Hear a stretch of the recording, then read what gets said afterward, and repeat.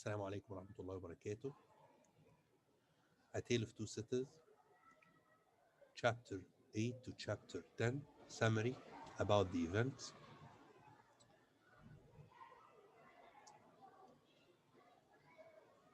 On the morning of the marriage, Darnay reveals his real name to Dr. Manette. The day when Charles married Lucy Manette, he told Dr. Manette about his real name and his family and all the details about his life. What happened to Dr. Manette after Charles told him about his real name? That he started showmaking again, showmaking again. After the couple leave for their honeymoon, then he returned to be good again and to come back to his real life before their return. And he didn't tell Lucy about what happened. It was kept as a secret. Lurie and Miss Pross destroy the shoemaking bench and tools which Dr. Manette had brought with him from Paris. So in this chapter, the main points that we talked about, Dr. Manette was ill for some days, and Lucy didn't know about that. And this happened for him because Charles told him about his real name and his family. So Dr. Manette started to remember the past and what happened for him in the present and the showmaking, but it was a good chance for Miss Pross and Mr. Lurie to destroy the showmaking bench and tools. After that, the time passes in England. Lucy and Charles began to raise a family. They had a son who dies in childhood and then a daughter. They called the daughter Little Lucy. Laurie finds a second home and a sort of family with the Darnays, and Stryver marries a rich widow with 3 children.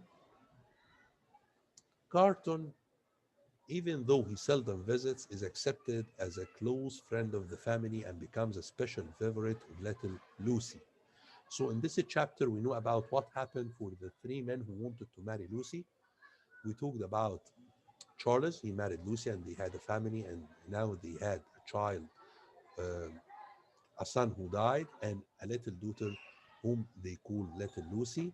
And as for Stryver, he married a rich widow. He married a rich widow, and for Sidney Carton, he became a close friend for them, although he visited them not many times. After that, we find the revolution. The revolution starts, and Monsieur Duval was like a leader for the revolution, was like a leader for the revolution. They started to attack the president of the Bastille, symbol of royal tyranny. يعني هنا ده example for oppression. طبعا هنا السجن ده واحد من المعالم الأساسية هنا في الoppression، في الظلم.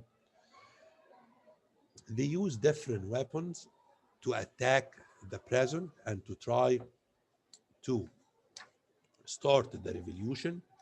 It was one of the main events in the revolution that they want to make a different life for them.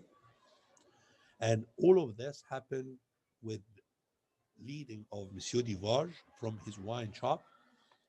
They used guns, stones, anything they find that could be used to smash, fire, and kill. And as we know that, the people who did that were Jacks.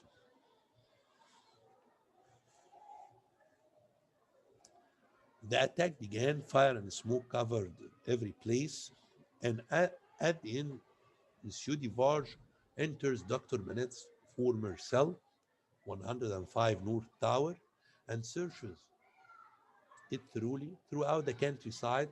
Local officials and other representatives of the noblemen and aristocrats are dragged from their homes to be killed, and the Evermond chateau is burned to the ground.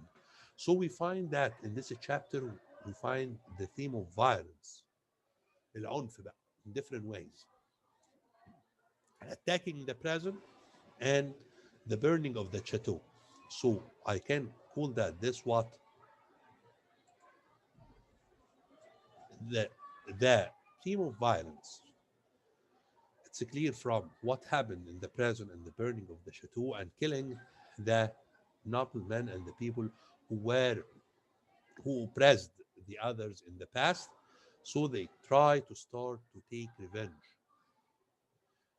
These are the main points in this chapter that I hope that you know them well.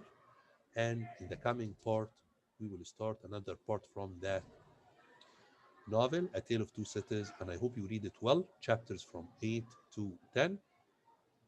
Thank you for today. Assalamu alaikum wa rahmatullahi wa barakatuh.